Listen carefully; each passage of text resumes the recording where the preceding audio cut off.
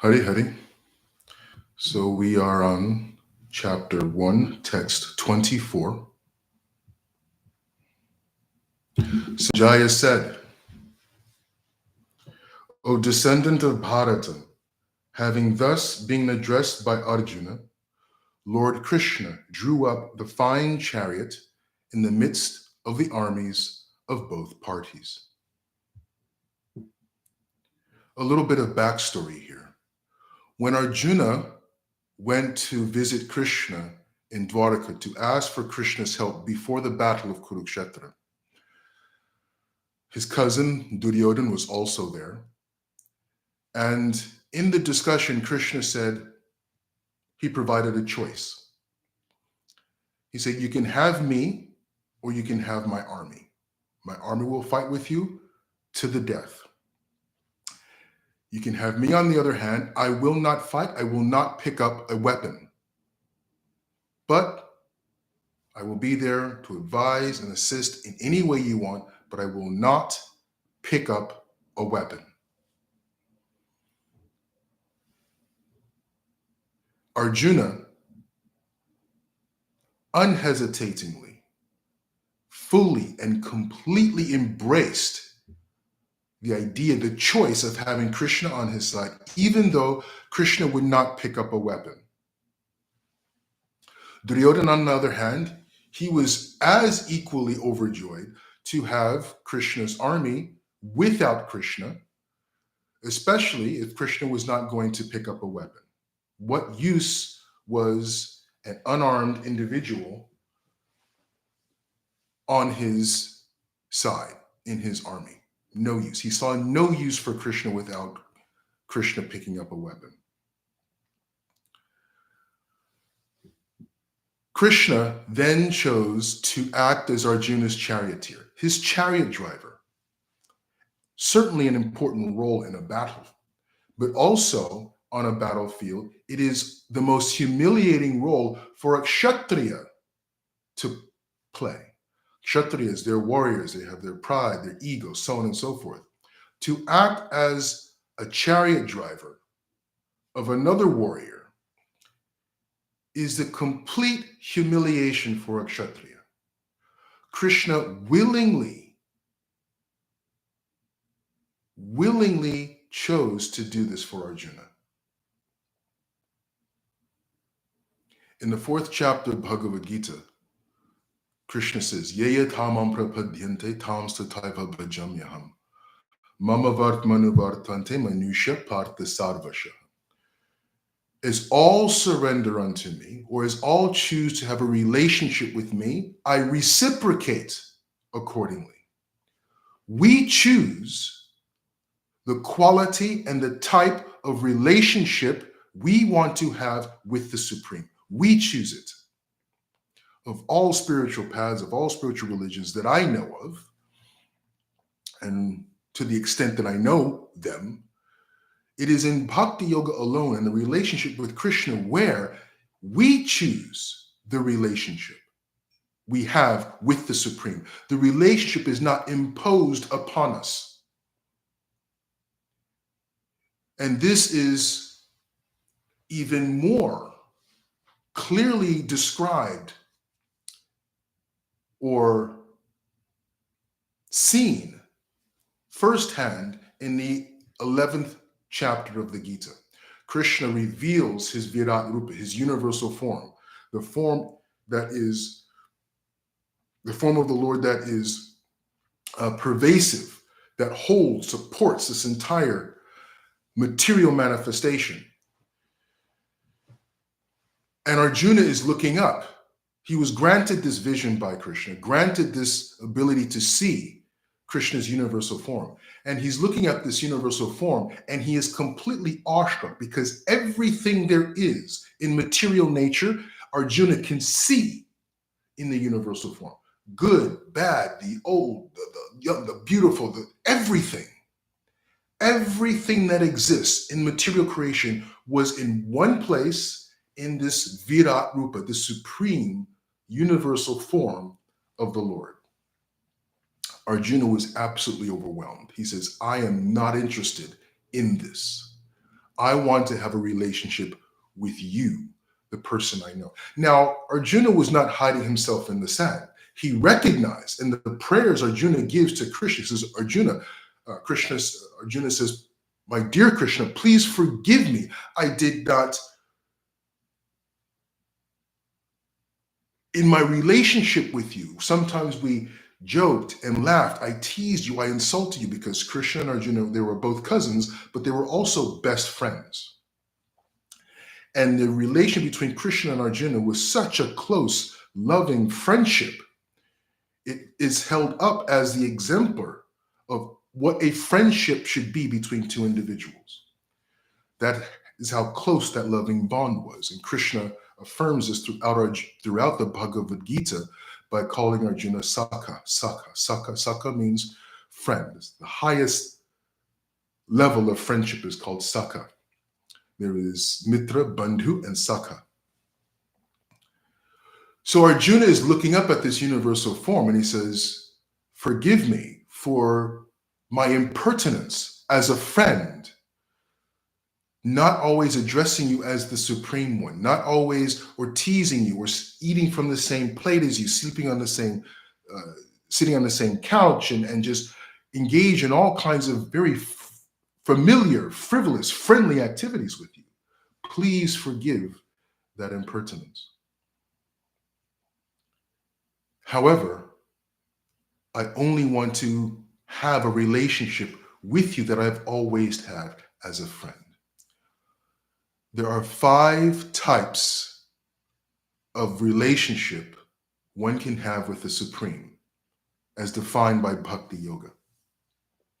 There is Santa, Dasya, Sakya, Vatsalya, and Madhurya. Don't worry about the Sanskrit. One type of relationship is a passive relationship. You recognize the Supreme as the Supreme, and your relationship is one of, well, the Supreme, you're there, I'm here, I recognize you as a Supreme, I can appreciate you as the Supreme, but I'm not really desirous of a close, intimate, or any type of relationship with you. It's passive, Santa. We can choose to have that type of relationship with the Supreme. And that is a perfectly full, complete, valid relationship to have with the Supreme, the one of Santa. Then there is Dasya. Dasya means the one that is reverential. The Dasya relationship, this reverential relationship, is the relationship that most, as far as I know, religions and other spiritual processes outside of Bhakti Yoga have. The one where I'm here and God is up there on a pedestal, and the only relationship I have with God is one of reverence. That is Dasya. Then there is Sakya. Sakya is a relationship Krishna had with Arjuna, and Arjuna had with Krishna. The one of a close, loving, genuine, platonic friendship. And then there is one of Vatsalya. Vatsalya is a parental, where the yogi can be or can manifest and engage and be the parent, have a parental relationship with the Supreme, where God, Krishna, is the child of the Bhakti Yogi. And the relationship between the Bhakti Yogi and Parabrahma, Bhakti Yogi and Krishna, is one where the Bhakti Yogi engages as a parent or a parent figure. It can be as a parent figure, as an uncle to the Supreme, as the guru of the Supreme. In this way, that's the parental type of relationship an individual can have with the Supreme. Then there is the Madhurya. The Madhurya is the one of romance as a spouse of the Supreme. All 5 types of relationship are valid relationships one can have with Krishna. Full, loving, bhakti, Shuddha bhakti relationships with the Supreme in any one of these 5 rasas or relationships. The crux of the matter is that we choose the type of relationship we want to have with the Supreme. The type of relationship is not imposed upon us. Yeyatamam prapadyante. We choose, and the Supreme reciprocates accordingly. In this verse, we recognize, we see that Krishna is acting as Arjuna dictates. Krishna responds in the relationship as Arjuna decides and instructs. Krishna, please act as my charioteer. Krishna does so. Krishna, please pull my chariot in the midst of the armies of both parties. Krishna does so.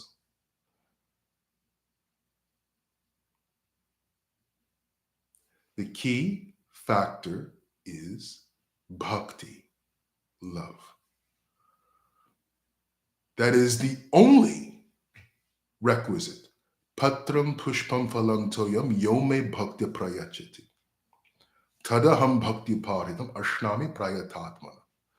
If one offers me a leaf, a flower, fruit, or water, these are simple things, a leaf, flower, fruit, or water, Krishna says, I will of course accept it. However, it must be offered with love. Yome bhaktya prayachiti. If the devotee offers me these things, the most simple things with love, doesn't matter. I will accept whatever it is. There is, and I will end here, the story in it's 15th century India, I believe. There was one traveling sage, and in his travels, he came across a young boy who was holding the Bhagavad Gita in his hand and just crying profusely, but just holding the Bhagavad Gita. And the sage walked up to this young boy and he says, I see you're holding the Bhagavad Gita. And the boy, young man, wasn't a boy, young man is crying, yes, yes. And the sage says, well, why don't you open it? Why don't you read it? And why are you crying?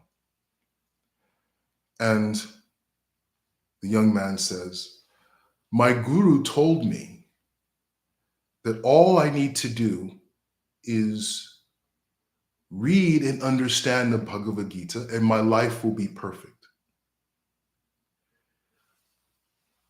My guru has passed away. Unfortunately, I'm illiterate. I don't know how to read. So I can't read the Bhagavad Gita. However, I'm looking at the picture of Krishna and Arjuna, and Krishna is driving the chariot of his best friend, Arjuna. And I am just overwhelmed by the remarkable relationship that Krishna has with Arjuna and Arjuna has with Krishna. So I'm just sitting here thinking that I cannot honor the instruction of my spiritual master. On the other hand, I'm just overwhelmed by seeing this wonderful picture of Krishna and Arjuna. And the sage says to the young man, he says, I can assure you, you have understood everything there is to learn from the Bhagavad Gita. Just by looking at the picture alone, you've understood everything that is all to be known from the Bhagavad Gita.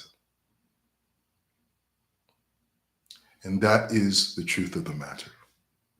That we can have whatever relationship, whatever type of relationship we want to have with the Supreme. And that relationship is not imposed upon us by Krishna. Rather, we choose. And Krishna reciprocates according to our loving choice in Bhakti Yoga. Hare Hare.